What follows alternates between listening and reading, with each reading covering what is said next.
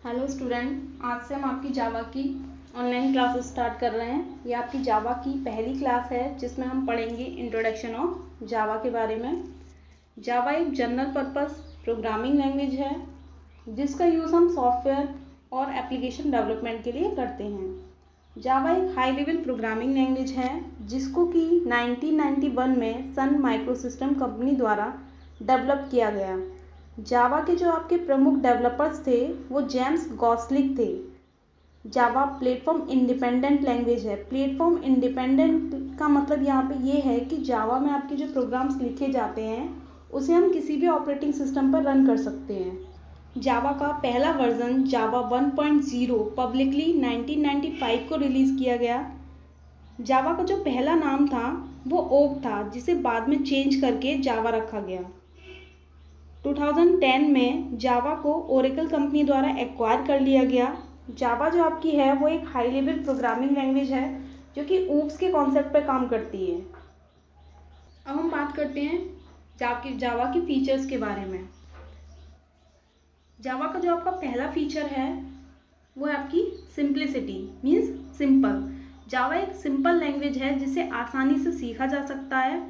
जावा को इस तरीके से डिज़ाइन किया गया है कि कोई भी प्रोग्रामर आसानी से इसे सीख सकता है और इसके प्रोग्रामिंग के इंटरनल फंक्शनैलिटी को जाने बिना ही इसमें एक इफेक्टिव प्रोग्राम डेवलप कर सकता है। यदि किसी प्रोग्रामर को किसी भी प्रोग्रामिंग लैंग्वेज की थोड़ी सी भी नॉलेज होती है तो वो आसानी से जावा में विंडो बेस्ड एप्लीकेशन या फिर आपकी इंटरनेट बेस्ड डिस्ट्रीब्यूटेड एप्लीकेशंस को डेवलप कर सकता है।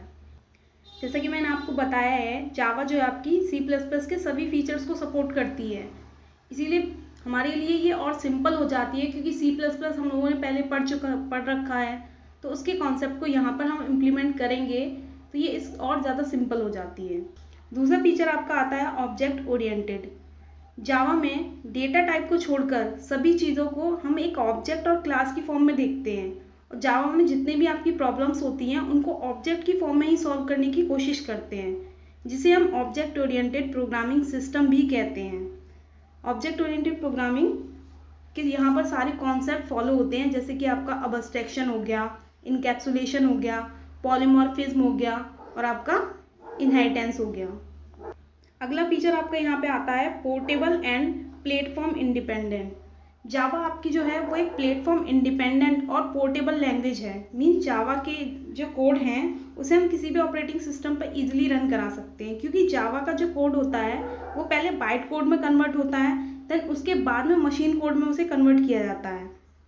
तो बाइट कोड जो आपका होता है वो किसी भी प्रोसेसर या फिर ऑपरेटिंग सिस्टम पर इजीली ले जाकर रन किया जा सकता है, इसीलिए इसे हम आर्किटेक्चर न्यूट्रल और पोर्टेबल कहते हैं। जावा में बनाए गए प्रोग्राम को केवल एक ही बार डेवलप किया जाता है। इसके बाद इसे डेवलप करने के बाद हम किसी भी कंप्यूटर पर किसी भी प्लेटफॉर्म पर रन कर सकते हैं।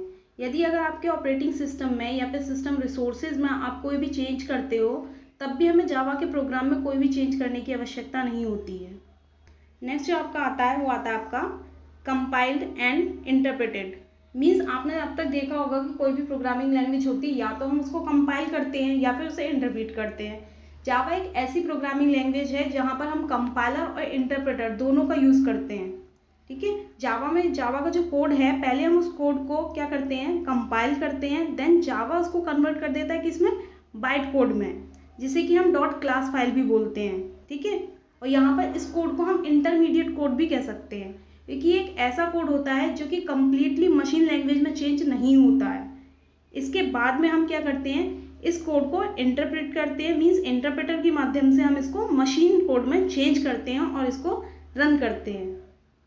तो इस तरीके से जावा में कंपाइलर और इंटरप्रेटर दोनों का ही यूज़ किया जाता है।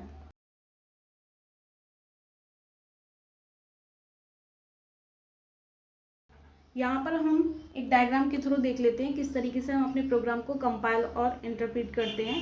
तो सबसे पहले हम एक टेक्स्ट एडिटर के हेल्प से जावा का एक प्रोग्राम क्रिएट करते हैं और उस प्रोग्राम को हम लोग कहते हैं सोर्स कोड।